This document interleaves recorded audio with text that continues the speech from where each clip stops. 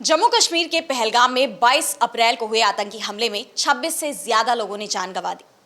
ये घटना ऐसी थी कि पूरा देश गमगीन हो गया। लोगों के मन में आक्रोश है। इन आतंकवादियों के खिलाफ, दोषियों के खिलाफ कड़ी कार्रवाई की मांग उठ रही है और सबकी नजरें फिलहाल मोदी सरकार की तरफ है, पीएम मोदी की तरफ है कि पीएम मोदी इस घटना के खिलाफ क्या कदम उठाते हैं। क्या उन दोषियों को सजा दी जाएगी?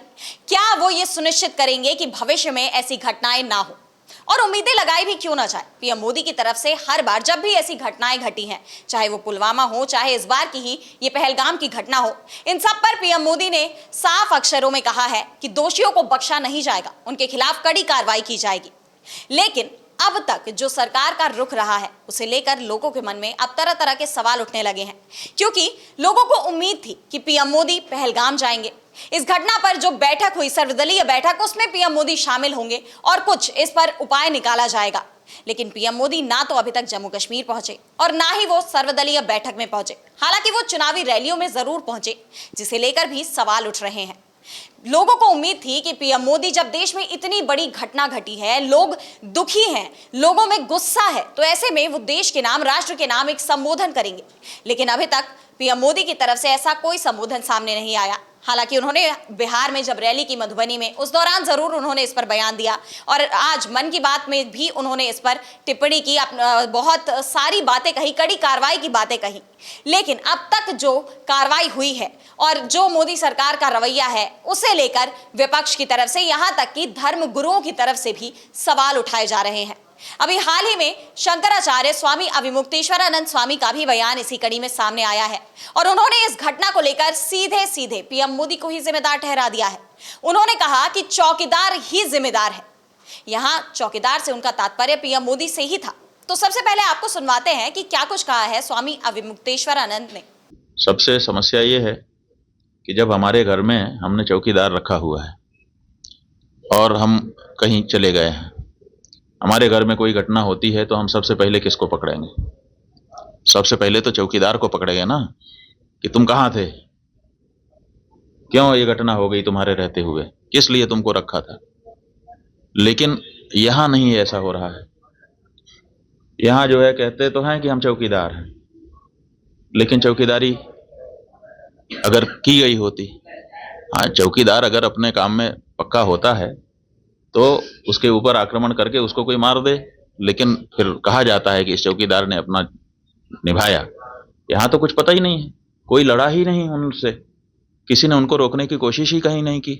वो आए, घटना की, आराम से चले गए, कहीं पर उनको कोई बाधा नहीं है। कहाँ है चौकीदार?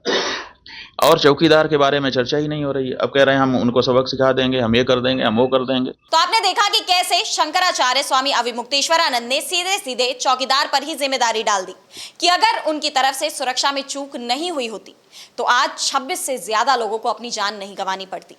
आपको बता दें कि जिस वक्त ये घटना घटी, उस वक्त पहलगाम में, उस बैसारन घाटी में कोई भी सुरक्षा कर्मी मौजूद नहीं था। ना घटना से पहले और ना ही घटना घटने के 1 घंटे बाद तक कोई सुरक्षा कर्मी वहां पहुंच पाया, जिसे लेकर मोदी सरकार गंभीर सवालों से घिर गई है। और अब खुद शंकराचार्य धर्मगुरु भी इस पर सवाल उठा रहे हैं। इसके लिए चर्चा के लिए हमारे साथ मौजूद है मेरे सहयोगी यश। मैं आपसे जानना चाहूंगी, क्या कहेंगे आप इस पर, शंकराचार्य का जो बयान आया है उस पर। आराधना, देखिए, जिस दिन से ये पहलगाम का हमला हुआ है 22 अप्रैल को, तब से विपक्ष लगातार मोदी सरकार पर हमलावर है। वो उससे सवाल पूछ रहा है कि आपकी सुरक्षा व्यवस्था में, जिसका आप दावा करते थे कि वहां पे जम्मू कश्मीर में सुरक्षा व्यवस्था बिल्कुल पुख्ता है, वो वहां क्या चूक हो गई कि वहां पे पहलगाम जैसा हमला हो गया। इसके साथ ही साथ विपक्ष साथ ही साथ ये भी सुनिश्चित कर रहा है कि हम सरकार के साथ हैं, अगर सरकार कोई कठोर कार्रवाई करती है, कोई निर्णय लेती है इस हमले के खिलाफ।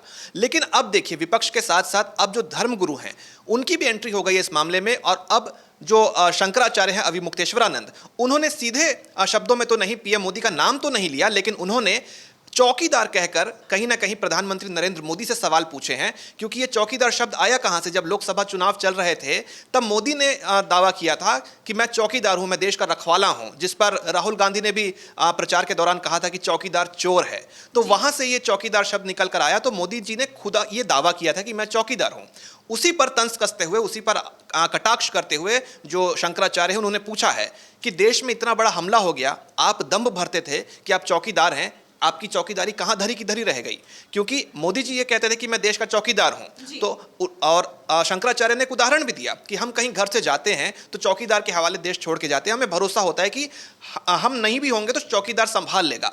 लेकिन यहाँ उनका सीधा सीधा सवाल यह है आराधना कि चौकीदार ने क्या किया। चौकीदार ने इतना बड़ा हमला होने दिया, वो बॉर्डर क्रॉस करके आए, यहाँ हमारे लोगों को, पर्यटकों को उन्होंने मारा और उसके बाद वो चले भी गए और आप हाथ पे हाथ धरे रह गए, तो सारी चौकीदारी आपकी कहाँ चली गई?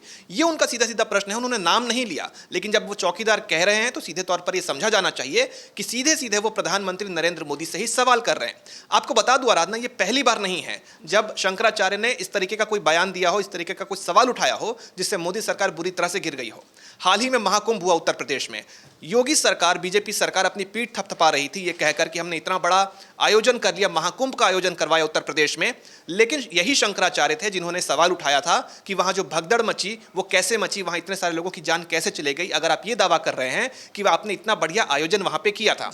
तो एक तरह से जहां सरकार ये दावा कर रही थी कि हमने बहुत बढ़िया आयोजन किया महाकुंभ का, वहां उनके इस कुप्रबंधन पर चोट करते हुए उन्होंने सवाल उठाए थे कि महाकुंभ में इतनी बड़ी भगदड़ कैसे हो गई, इसकी जिम्मेदारी कौन लेगा। साथ ही साथ जो आंकड़े गलत पेश किए जा रहे थे, जैसा विपक्ष भी आरोप लगा रहा था कि गलत आंकड़े पेश किए जा रहे हैं, मृतकों की संख्या बहुत ज्यादा है लेकिन यहां पे आंकड़े कम करके बता रही है सरकार, यही आरोप शंकराचार्य ने भी लगाया था। इसके अलावा आप याद कीजिए, जब राम मंदिर की प्राण प्रतिष्ठा हुई अयोध्या में, तो उसको लेकर भी ये कहा जा रहा था कि कहीं ना कहीं जो है मोदी सरकार इसको एक चुनावी टूल के रूप में इस्तेमाल कर रही है, क्योंकि लोकसभा के चुनाव आने वाले हैं। इसको लेकर शंकराचार्य ने कहा था, और ये चूंकि धर्मगुरु हैं तो शास्त्रों का जो ज्ञान है वो इनको बहुत ज्यादा है, तो इसमें हम कोई टिप्पणी नहीं कर सकते। तो इन्होंने जो बयान दिया था वो ये था कि जब तक मंदिर का निर्माण पूर्ण नहीं होता है, पूरा नहीं होता है, तो फिर मूर्ति की प्राण प्रतिष्ठा नहीं की जा सकती। तो उस समय तक राम मंदिर का जो निर्माण है वो पूरा नहीं हुआ था। सिर्फ इतना हुआ था कि वो जो गर्भगृह है वहां पे आप जो पूजा वगैरह कर सकते हैं और सामने से उसको देख सकते हैं।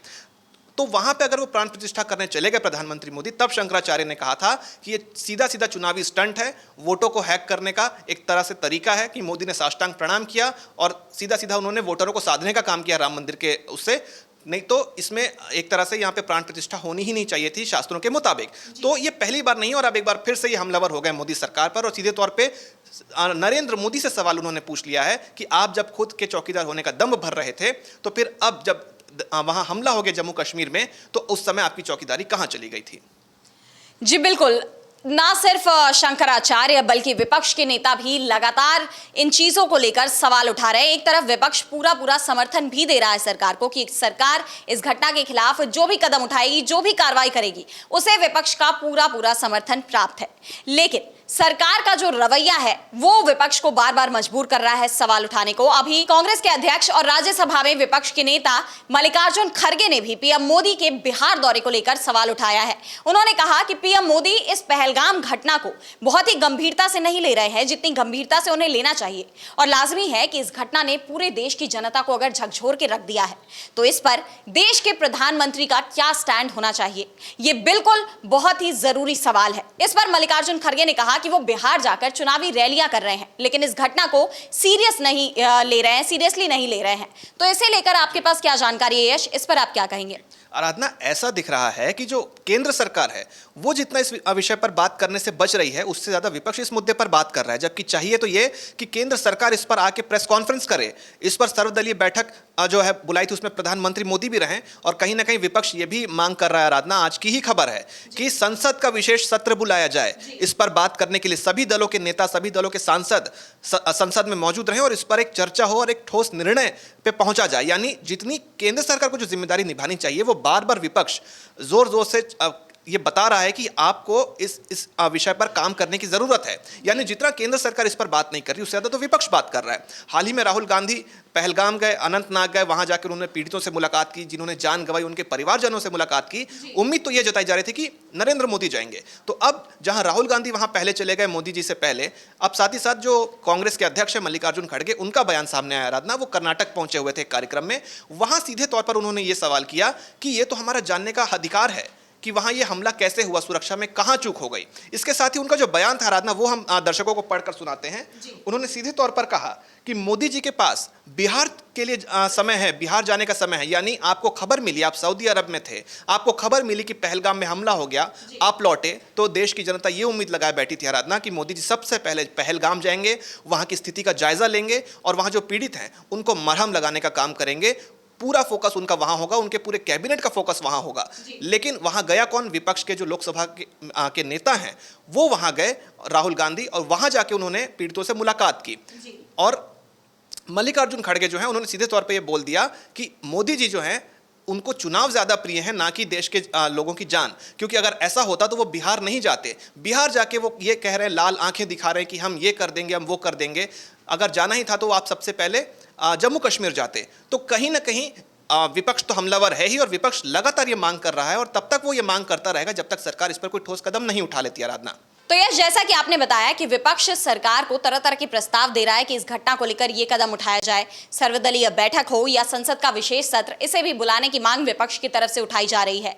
और इस बीच मोदी सरकार के एक्शंस पर भी सवाल उठ रहे हैं।